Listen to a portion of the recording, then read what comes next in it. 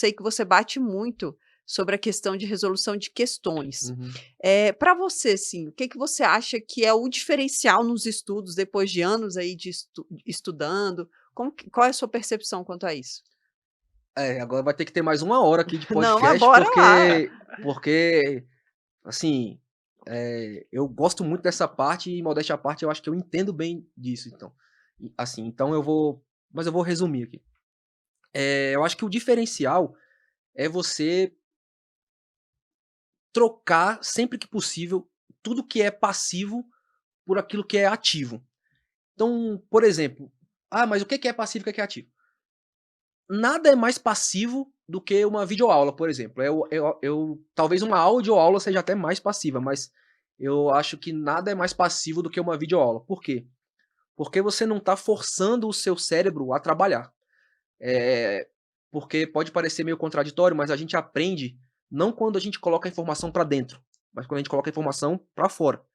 Então, se eu explicar alguma coisa para vocês aqui, eu vou estar aprendendo mais do que vocês. Com certeza. Então, é o estudo ativo que faz a diferença.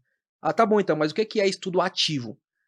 Aqui no nosso meio dos concursos, o estudo ativo basicamente é a resolução de questões. Porque você tá. Tem algumas outras coisas também, assim, flashcards, essas coisas também são métodos ativos. Mas o estudo por questões, ele abrange, ele meio que te protege de vários lados, assim. Primeiro, porque ele é um estudo 100% ativo, você está toda hora tendo que colocar o cérebro para trabalhar e colocar a informação para fora e não para dentro. E, ao mesmo tempo, você está treinando aquilo que vai ser exigido de você lá no dia. Então é uma coisa que o pessoal da educação física conhece bastante, assim, que chama princípio da especificidade. Eu tenho que treinar aquilo que eu vou fazer.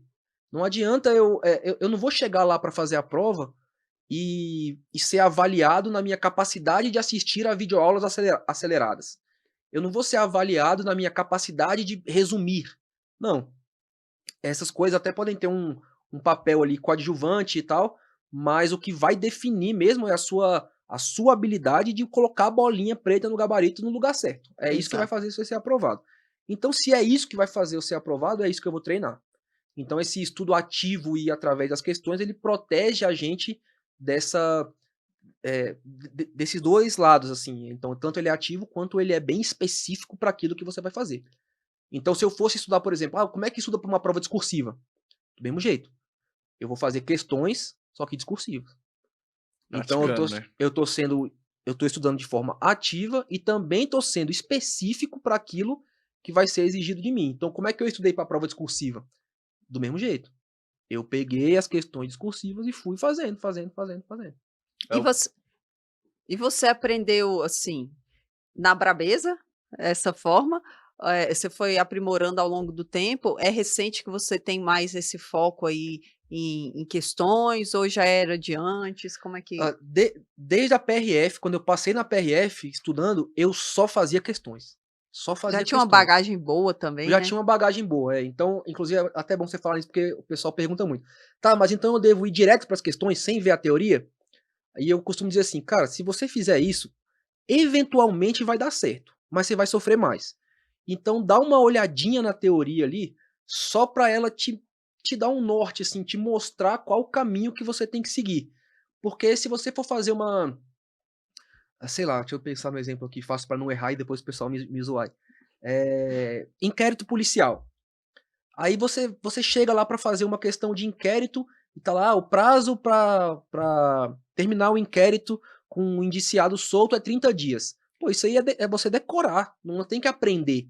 Mas se você souber que, pô, o inquérito é um procedimento administrativo, investigativo, que não tem contraditório em ampla defesa, que o investigado e seu defensor têm acesso aos autos que já foram documentados, tal, que é um procedimento que a polícia faz para poder investigar a autoria e materialidade dos crimes, essas coisas e Não, tal. está aprovado aqui na segunda fase, É, você já você, na etapa oral. se você entender o negócio, você vai se sair melhor ali na hora de resolver as questões.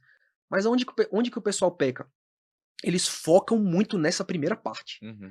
Eles acham que é estudando mais a teoria que eles vão melhorar nas questões. Mas não é assim que funciona. A gente fala muito isso, porque tem muitos alunos que eles têm mania de perfeccionismo. Tipo: "Ah, estou Eu tenho que estudando, saber tudo. tenho que saber tudo. Eu não vou passar aqui para a próxima aula, porque eu não decorei Não essa é aula anterior". assim, Não não é é. assim. Você vai aprendendo nas revisões, nos Exatamente, exercícios, exatamente. conforme você tiver mais contato ali com a matéria, Exatamente. cara, aquilo que era um bicho de 7 cabeças vai ficar Perfeito. tipo um gatinho para Concordo, você. concordo 100%. Então, não tem como você querer passar para a próxima fase sabendo toda a fase É anterior. por isso Cara, que tem que ter um pouco de paciência, pessoal. Porque, mas fulano passou no concurso de não sei o quê com 3 meses. Pessoal, não pode usar a a exceção exceção como como regra. regra. O padrão é ficar muito tempo. Por que que a gente tem que ficar estudando muito tempo? Para justamente acontecer isso que a Fernanda falou, que é você voltar várias vezes naquele mesmo assunto. Porque ninguém vai aprender uma coisa estudando uma vez só. Quer dizer, alguém talvez aí no mundo, mas não é a regra. Então, se eu estudei hoje lá, pô, li um PDF lá de 100 páginas de ato administrativo. Já estou pronto para fazer a prova? Claro que não. Quando é que eu vou aprender aquilo ali de fato? Quando eu errar uma questão e tiver que buscar a resposta, quando eu tiver que explicar para alguém o que, que é um ato vinculado e um ato discricionário, é aí que eu vou aprender de verdade. Então, é por isso que eu tenho que passar por aquilo ali várias vezes. Várias vezes e várias vezes para poder, cada vez que eu passo, é um tijolo que eu estou colocando ali na parede. Até que você vai construindo sua casinha ali, botar o telhado e tal, e aí você tá Por bem. isso que é importante também acrescentar as revisões aí, né, cara? Tipo, estudei teoria, Fundamental. questões, revisão, Fundamental. questão, revisão, questão, que é inclusive que a gente coloca hoje para os nossos alunos. Walter, só tirar essa dúvida, curiosidade, né, que eu tenho aqui. Você tem noção mais ou menos de quantas questões que você fez nessa sua preparação para Delta, que você tem feito, total, Cara, geral? é porque eu uso 2 sites de questões, né, então fica meio dividido ali. Mas eu sei que só de lei seca eu fiz 9.000 Caramba. e acho que no Tec Concurso, que é o site que eu uso para fazer questões, eu fiz mais umas 12, assim. Então foi 20.000 aí, e também tem os simulados e tudo mais, aí mais nessa faixa aí. São muitas questões, né? A gente fez um estudo agora na PMDF, com os nossos alunos, os nossos aprovados, né? 86% dos nossos aprovados fizeram mais do que 5.000 questões, né, Fernanda? É, na reta final ali. Uhum. Do dia do edital até o dia da prova, né, desse período ali. Então a gente viu aí que realmente tem uma necessidade muito grande ali da pessoa fazer muitas questões. Inclusive, a minha preparação mesmo para essa prova, que foi do projeto lá dos 55 dias, foi direcionado para revisão em questão, revisão em questão. Óbvio, gente, que eu já tinha estudado teoria antes, eu já tinha ali uma base. Mas aí foi revisão e questão que eu bati, acho que 4.000 questões até o dia da prova Em ali, 55 em dias. 55 dias de projeto.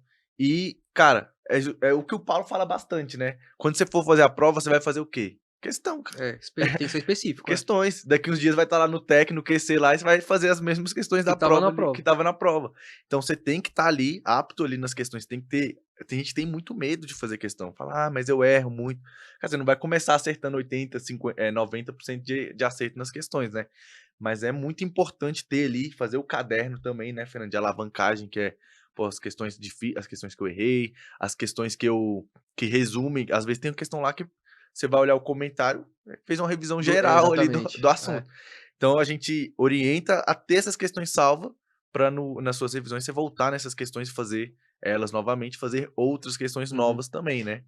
Quando eu estava o estudo que eu fiz, assim, mais correto do que eu vejo hoje em dia, né, do que eu acredito, hoje em dia, foi o estudo que eu fiz pra PRF.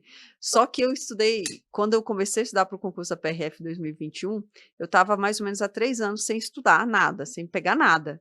E eu comecei a estudar 4 dias antes de sair o edital. Então eu estudei ali 3 meses e pouquinho para o concurso da PRF. Mas foi o estudo, assim, que eu fiz mais direitinho, assim, sabe.